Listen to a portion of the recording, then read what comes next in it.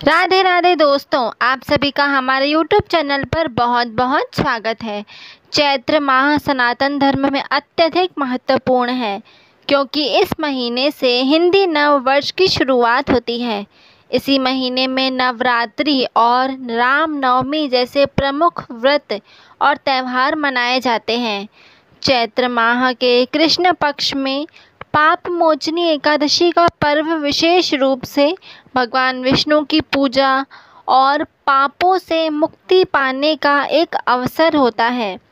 इस दिन का महत्व सनातन धर्म में बहुत अधिक है और इसे पापों को नष्ट करने और भगवान विष्णु की विशेष कृपा प्राप्त करने के लिए मनाया जाता है। हिंदू धर्म में एकादशी व्रत का विशेष महत्व है। भगवान विष्णु और माता लक्ष्मी की विशेष कृपा बरसती है पाप मोचनी एकादशी के दिन। हर माह में 2 बार एकादशी का व्रत रखा जाता है, एक शुक्ल पक्ष और दूसरा कृष्ण पक्ष में। इस तरह पूरे साल में 24 एकादशियां पड़ती हैं, लेकिन जब अधिक मास या मल मास आता है तो इनकी संख्या बढ़कर 26 हो जाती है। चैत्र माह के कृष्ण पक्ष की एकादशी तिथि को पाप मोचनी एकादशी का व्रत करने का विधान है। इस एकादशी का व्रत रखने से जातक के सभी पाप मिट जाते हैं। तो आइए जानते हैं इस साल पाप मोचनी एकादशी का व्रत कब रखा जाएगा और पूजन विधि क्या है।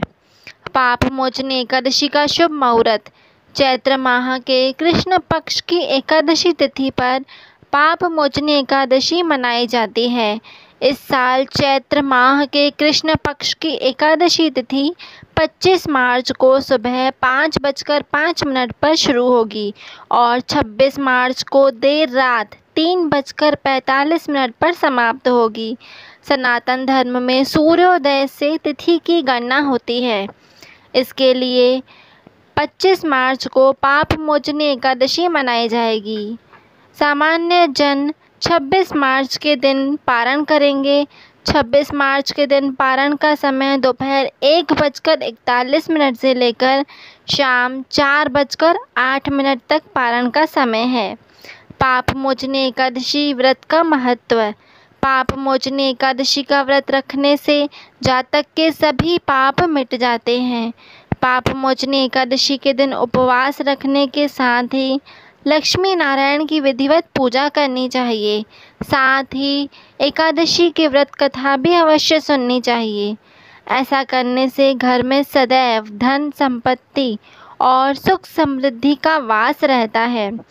पाप मोचनी एकादशी एक विशेष दिन है जब व्यक्ति अपने पापों से मुक्ति प्राप्त कर सकता है और भगवान के आशीर्वाद से जीवन में शांति और समृद्धि पा सकता है। इस दिन विशेष पूजा, उपवास और ध्यान करने से न केवल पापों का नाश होता है बल्कि जीवन में नई ऊर्जा और सकारात्मकता का संचार भी होता है। पाप मोचनी एकादशी को सही तरीके से मनाकर आप अपने जन्म जन्मांतर के पापों से मुक्त हो सकते हैं और मोक्ष की दिशा में एक और कदम बढ़ा सकते हैं।